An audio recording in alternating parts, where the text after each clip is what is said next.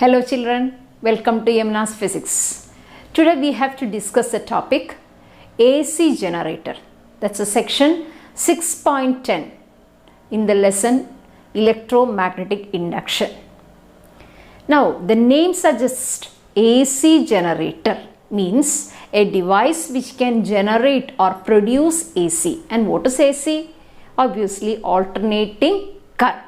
So next lesson, chapter 7 is fully learning AC, alternating current. The entire lessons of detailing alternating current. But here in this section, we are just generating AC. That's all. And for that, the device is AC generator.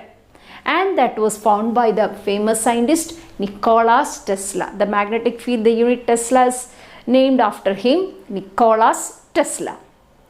Now, the principle behind it is electromagnetic induction. Short form is EMI. It's very familiar, EMI. The word is electromagnetic induction. 200 years back, Michael Faraday was the person behind electromagnetic induction. Okay, so maybe it is familiar for the younger classes or class grade 10 or like that. Maybe you will be clear about this, but still we will recap once again what is an AC generator.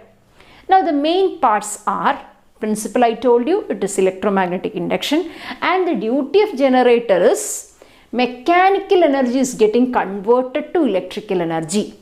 That means we have hydroelectric power stations, nuclear power stations, thermal power stations. In all these cases, what we are doing is, by some means you are turning the turbine, and that is converted to some sort of rotation, is converted to electric current. That is what is happening. Thermal power stations, you have fuels like nuclear fuel or other fuel. It is converted to heat. Heat is converted to steam. Steam can rotate a turbine. That's one way. Other way, hydroelectric means water in the dam, that is used to turn the turbine, again generating current. So different means are there by which you can turn the coil so that you will turbine so that electricity is generated. So here again we are using the same principle known as electromagnetic induction, meaning whenever there is a change in magnetic flux, there is an induced EMF. Clear? Faraday's second law. Okay, that we have done in detail.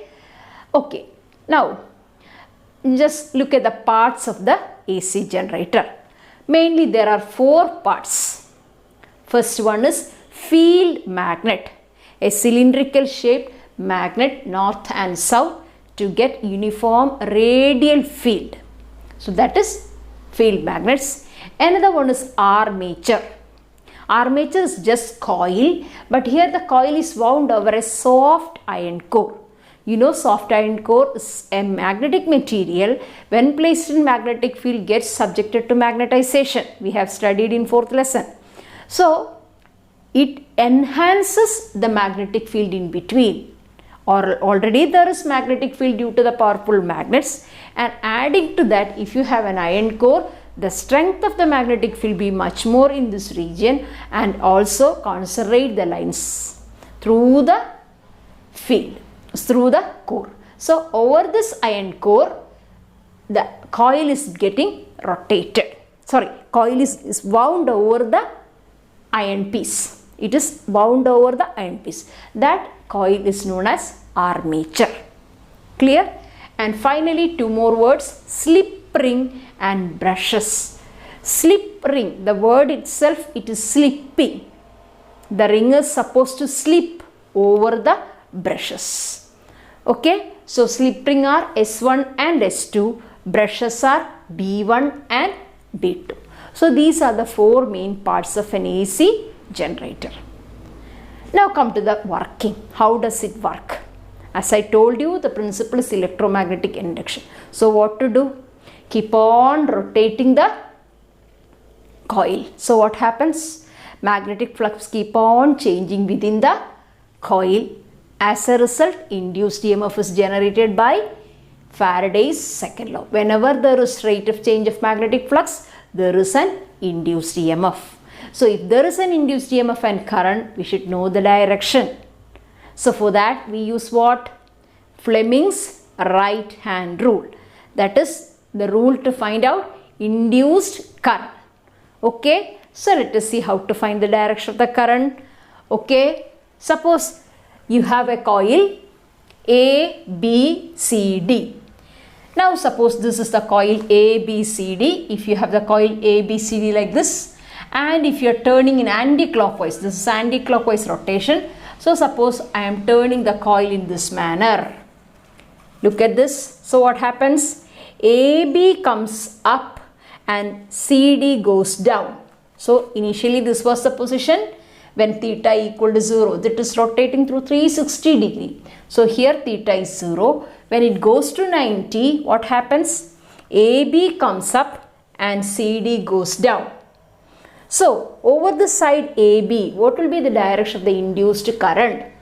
For that, take the right hand with all the three perpendicular. Thumb, forefinger, central finger. Thumb is thrust, forefinger feel or the thrust or force, both are the correct. Central finger, induced current. So place these two, then this will be the third one. Clear? So place these two. What is the force over this side? This is the force. Here the force is up. It is going up. Field is towards right. So let me place over this side. Force is up, right? This is force. So this is current. So what's the direction of the current? Can you see this? So this is the direction of the force, up, field right, current from B to A. From B to A. Look at this, B to A. So when will be the current B to A? When the coil is lifted up. It is rotated anti-clockwise, and when the face or the side AB moves up, the current is from B to A.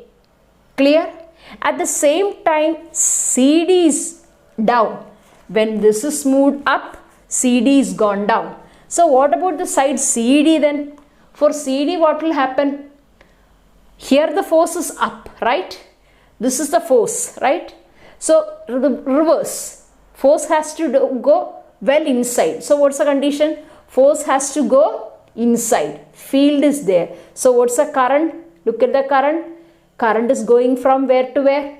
D to C. Look at the side. D to C. When D here AB is coming up, DC going down. So AB the current is B to A, and DC the current is from D to C. Clear? So this was theta 0, this is theta 90. Again, so at the time the current is from B to A, here it is from D to C. And the remaining portion, look at the remaining portion. What will happen? The same current coming, going through B2 and then getting into B1. So what is the direction of the current? From B2 to B1, or from slip ring S2 through B2 to B1 through S1. Is it not? So that's the direction of the current, that is from B2 to B1 when the face AB is coming up. Now what's the next condition? Again this is the condition. Here, clear? So this is theta 0, theta 90, theta 180. Next condition, again you put this up. What will happen? DC is coming up. Look at this. DC is coming up. When it is coming up, what is the direction? Upward. When it is going down, it is downward, right? So if it is going up, DC is coming up. So what's the direction? Up. Which is DC? This is DC. So what is the direction? Reversed. From C to D. From C to D. So here again it is reversed. A to B. Meaning what? A to B means what? Current is coming down. Through B1 to B2. Means what? When it is coming like this, theta 0, theta 90, theta 180, theta 270. So what is the condition? What's the condition? The current is reversed. Meaning now the current is from B2 to B1 when AB is coming up. Again when CD is coming up after a rotation, when CD is coming up, what will happen? Current is from, here it is from B2 to T1. The other case it will be from B1 to B2. Meaning what? For each half cycle, you can see current will be reversed.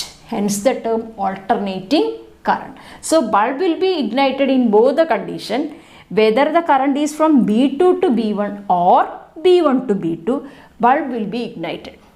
But only condition is current is for every half of the period, it is getting toggled. B2 to B1, AB up. DC up, B1 to B2. Again AB up, B2 to B1. Again DC up, B1 to B2. The process keeps on continuing. Hence, you will get a continuous alternating current due to the continuous rotation of the axle. Clear? Okay. Now, what about the theory part? Now, the theory part is very simple. You know what is flux? Magnetic flux is given as BA cos theta. Theta is equal to omega t. Now, E is nothing but minus d phi by dt. Phi b, just because it is magnetic flux, negative for Lenz's law. Everybody knows that. If there are n turns, I told you a lot many number of turns are wound over this soft iron core. So, if n is the number of turns, the flux increases again. So, NBA into d by dt upon cos theta. Now, d by dt of cos theta, differential of cos theta is nothing but minus sin omega t into omega. So, that omega is put here.